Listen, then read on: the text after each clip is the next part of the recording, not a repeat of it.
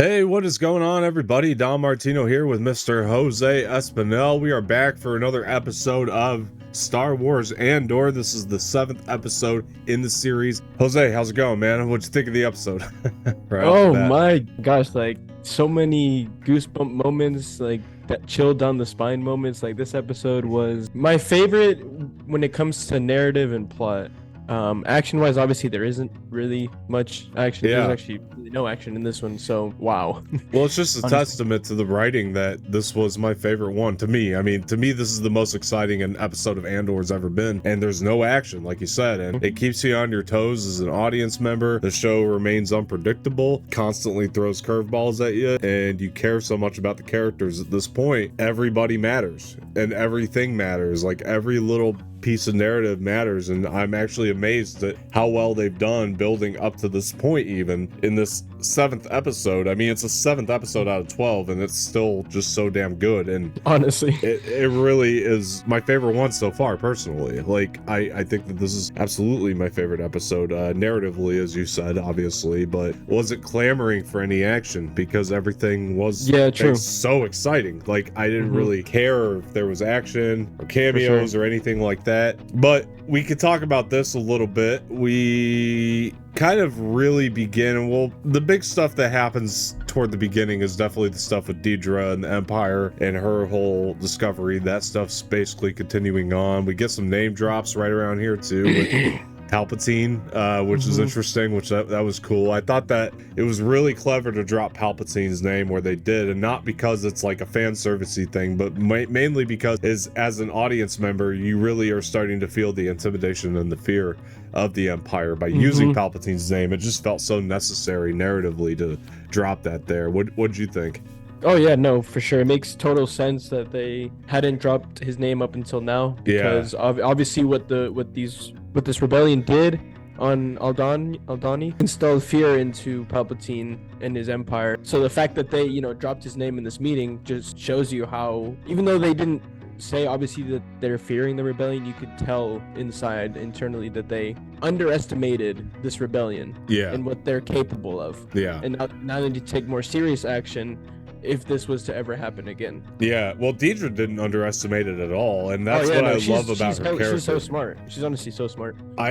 It's crazy because she is on the Empire side that I do kind of find myself rooting for her each episode a little bit because she's somebody who's just doing her job and doing it very well and better than a lot of other people, and I'm actually really enjoying that part of her, and watching that unfold is pretty compelling. Actually, it's a lot more compelling than I could have ever imagined in the Star Wars series, looking at somebody from the Empire angle. It's pretty cool. And then you got the Skarsgård Mon Mothma stuff, right? With two phenomenal actors between Stellan Skarsgård and Genevieve O'Reilly in this episode, and Skarsgård really showing off everything he can do. I mean, when they were talking and he was switching between being the happy shop owner and then the rebellion leader. Right. Well, we've seen him do it before, but not like mid-conversation like this. And I thought that just added so much to this. Like, going back and forth like that. Like, he would face the driver and he'd be the happy dude, and then he'd face away and he was this serious rebellion guy. It was great stuff, honestly. Yeah, and the second that conversation transpired, I was like, this is the best writing in this show. Like, this episode already contains the best writing in the entire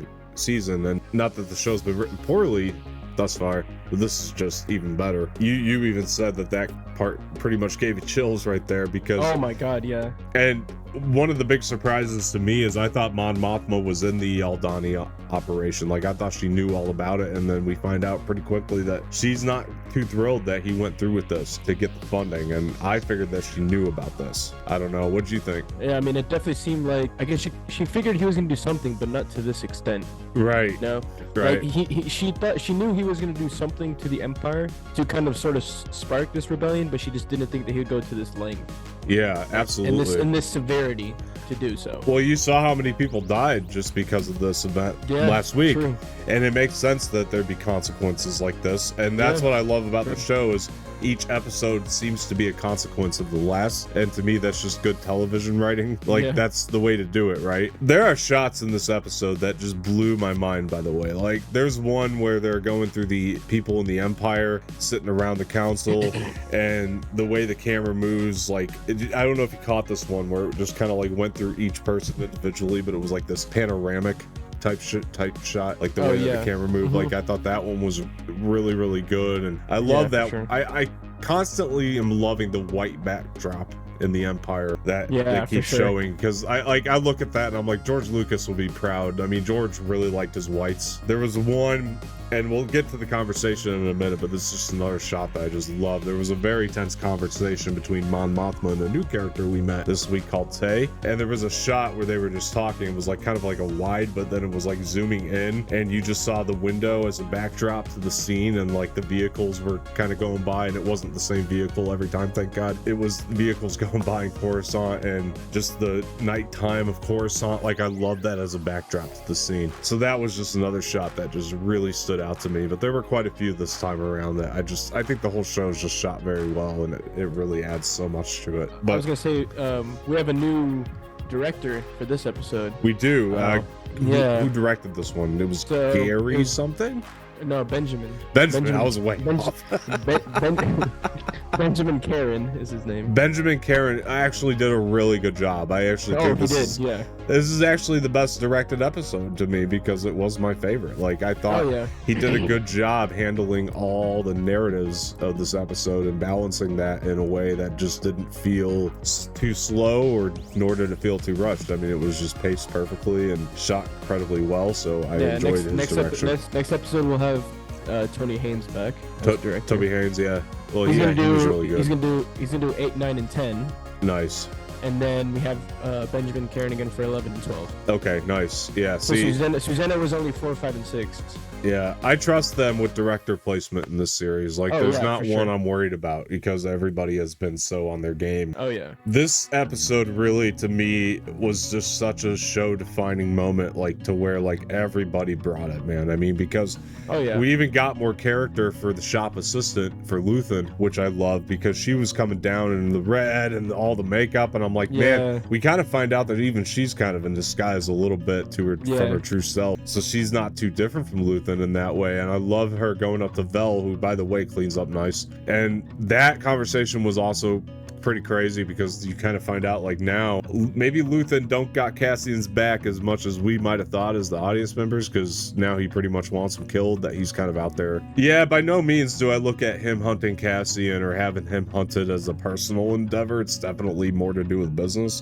That makes sense. It definitely does, you know, because he does have information that they can't risk him being out there with, and I understand that. Right. He knows a lot about Cassian, but he doesn't know Cassian as a person from Adam. You know, he can tell anybody this stuff. Obviously, we know they're not going to kill him, but something's going to change there. But I do find that to be very interesting, and I thought it was a really cool exchange, though, between Vel and I'm going to call her the Red Woman for now. The Red Woman. Yeah, I know it's like Game of Thrones, but like honestly, like I can't think of a better name for her right now. But I like that. Some of these dramatic beats that were hit in this episode were very, very good. Like this week, I mean, one of the big things that we learned a little bit about what happened to real Clem. We learned that he got hung in the streets by the stormtroopers. Yeah.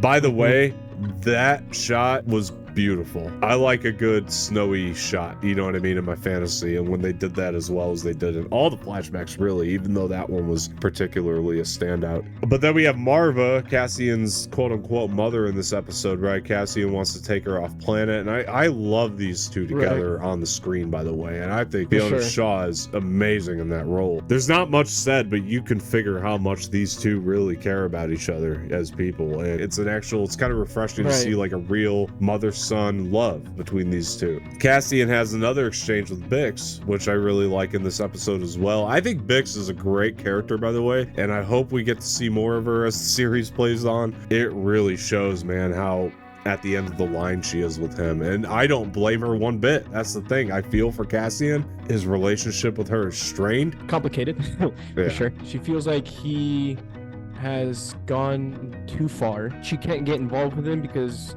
any little involvement with him will put her in serious trouble, probably even killed. Yeah, she just doesn't really want any part of Cassian anymore. I love the reveal of Cassian finding out that Tim turned him in, because that kind of came as a shock to him. I like that they followed up on that. That's something that this episode didn't need to do. I love those little nuances in the writing. You know what I mean? Like that they kind of pick up on that or pay attention to that. Cassian, though, you know, it gets very complicated when he asks Marva to pack up, right? And then she decides not to, but you understand her point of view as the audience member, I think.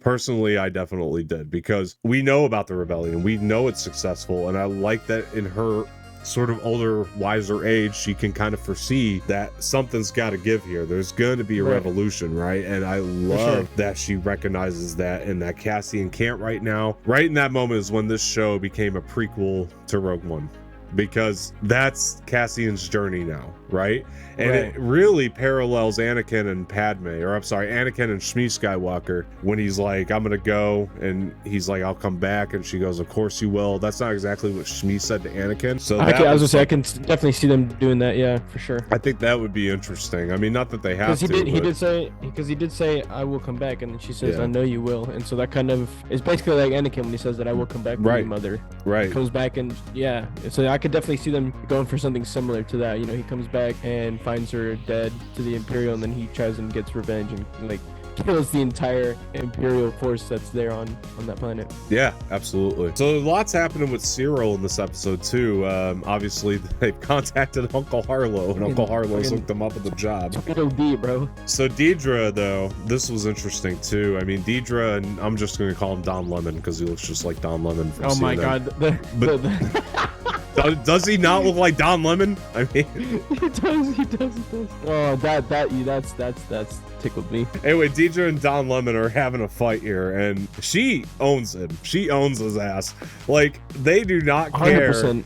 In the Empire. The guy just can't get it through his head. They don't care if you break the rules as long as you're breaking them to do something right. Like, they do not give a shit. So yeah, Don Lemon's disappointed, and Deidre comes walking out on top because she destroys him. She destroys him. Oh, yeah, his name is Blevin. I know his name. I'm just gonna call him Don Lemon. Okay. Yeah. I'm very well aware his name's Blevin, though. Mon Mothma and that conversation, though, with Tay is probably give me goosebumps, honestly. Yeah, that shit was my favorite scene in the episode, easily, because incredible performing on Genevieve O'Reilly's part. And George Lucas, man, I love Revenge of the Sith, man, but you stored her away, dude. You stored her away because he had her cast in Revenge of the Sith, and all her scenes are deleted. You can find the deleted scenes with all of her stuff. So I already knew she was good, but they're really giving her stuff to do finally. And this is phenomenal acting and a conversation that just gives you chills, that is tense. Like, you are when she responded with his response, what was the thing that she said to him, and then she said it back? That part gave me the chills. They're gonna see how much of an irritation I am, or something like that, or because. And when she said you would just be another one of those insignificant annoyances in my life, I was like, oh my god. Yeah. Basically hinting that her husband is also an irritating annoyance in her life. There was a lot going on in those lines. Like, you could pick those lines apart like for days, because there's so many layers to them, man. I mean, what that conversation means for the future of Star Wars in general, and just what it meant for her own personal life, what it means between the relationship of her and Luthen right now. This is gonna get real ugly real fast, I can only imagine. So, and then when she kept telling him to just keep smiling, I was like, oh. It's like she was just like in control the whole time, and it was just great. He mentioned how his politics might be too strong for her, and then she repeated that shit back. Is like, oh, my politics too strong for you? I was like, oh shit. That was one of the lines. Fuck. Single-handedly most well-written scene in Disney Star Wars, easily, because that destroyed. By the way, really quick, just side note, this has been reported to be the least in-demand series of all the Star Wars shows, and I think that's criminal. So if you guys aren't watching, if you guys aren't watching this right now, please get on it and just start talking about it on Twitter or whatever, because we're sending a message to Disney by not talking about it that we don't want Andor, and we want Andor, because that's kind of what they're basing these statistics on for the demand, is how many people are talking about it each week, tweeting about it online or whatever. So make sure you guys are participating in the conversation, because we want more shows like this. This is quality, and honestly, it's honestly the best by a mile now. I can easily say best Star It Wars really is. Disney's put out, like by a mile. There's no comparing it. I'm sorry, Mandalorian, I love you for your own reasons. I do. I love John, I love Dave, but this is different, man. This is just quality at its peak, man. That report broke my heart, man. It really did, because this is clearly, there's more work put into this show than there has been for any other Disney Star Wars anything. So I'm loving the hell out of this. I'm loving the hell out of this. Anyway, so Cassian goes out, right? He goes to Namia, I think is the new planet that he ends up on, which is yeah, something like that. Which, I'll be honest, this was a little Fast and Furious. This plan did not feel that way a little bit. It was interesting. I'm not against it necessarily. It just, the vibe it gave me was kind of like a Fast and Furious type planet. But I love him and the woman, because that gave me such Sean Connery, James Bond vibes. He goes out on the beach and these guys are being chased after, and then we get what we think is a K2SO, right? But it's really not K2, but I could see Tony Gilroy in the editing room laughing his fucking ass off because he knows we're gonna think it's K2, and that's cool. It was a nice little misdirect. But I still love seeing the droids, because they really showed us like how brutal these droids really are. I really found out by playing Jedi Fallen Order for the first time like how brutal these motherfuckers actually are, and if you haven't played that game you might not know, but now you will if you see the show, which I love that they just illustrated that. Again, it just shows me that they get this stuff, man. I mean, Tony Gilroy claims he's not a Star Wars fan. He understands Star Wars because he's researched it, which is great. I love that the extra details for these things were in there, man. So that was really cool. By the way, got to see stormtroopers in this episode finally, and that was nice. I don't think we've seen them yet, honestly. Yeah, with those new, oh, I guess those different suits. I don't know what those suits are, but they're pretty cool. Those look like the ones that they were wearing on Andor in Return of the Jedi a little bit to me. Like they kind of called back to that. So Cassian gets captured though, and then pretty much sentenced for 6 years. And I'm like, what the hell is going on, man? Like, honestly, like, what the fuck? What's he being accused of exactly? Like, I mean, they said it. They did, but it was still kind of unclear. Like, there's something else happening, I think there's something else happening. There's something fishy going on. I don't like it. Yeah, but I love that it's setting me up for the next week, and it's setting up this narrative that I can't wait to see more of. So compelling, so raw, and just the best. I think the best that we've seen from all these characters for sure. I mean, Cyril was just kind of a comedic relief. The fact this guy is trying to find a job to clear his name. He's just sat there in a cubicle doing a boring 9 to 5. Yeah, that's building to something though. Oh, for sure, 100%. Yeah. This show, honestly, overall is just phenomenal. If you guys aren't watching, then that's a crime. You should be sentenced to 6 years as well. Yeah. Like Dom said, the best thing Star Wars that Disney has done for Star Wars. Yeah, dude. I mean, every week it almost makes me emotional. Like, oh, I've been begging for something that was in the style of those Aftermath novels, man. You know that. I've been waiting for something like that, and different time period and everything, but like, still, like, it's like the Aftermath novels, like the tone, the style, the structure, like it's very reflective of those novels, man, because that is peak Star Wars to me. Like, when you can do something that expansive, and this is clearly as ambitious enough to do something this expansive. I like that all the planets are new. I know the grand scheme of the story and where the grand scheme is headed, but I like that within that grand scheme, I don't know where everything's going. You know what I mean? Like, everything is still new. Like, I don't know what's going to happen from week to week. It's up to you. This was a longer one, but there was a lot happening in this episode. We had to cover it, and we're happy to bring it to you. So I hope you guys stuck around for the entirety of the whole thing, and let us know how you're loving the show. Again, if you love the show, tweet it at Disney. Let them know. Beg for more shows like this, guys, if you're loving this style of show. But Jose, before we go, where can people find you? You guys can find me on all socials at Type1Latino, all lowercase all together, and on Twitch and YouTube. Thanks for being here, dude. You guys can find me on Twitter at Dom_Martino_, on Instagram Dom_Martino_official. Please follow the Twitter and Instagram page for Anorex at Anorex Official across both platforms. This has been another episode of Andor discussion, and we will talk to you guys later.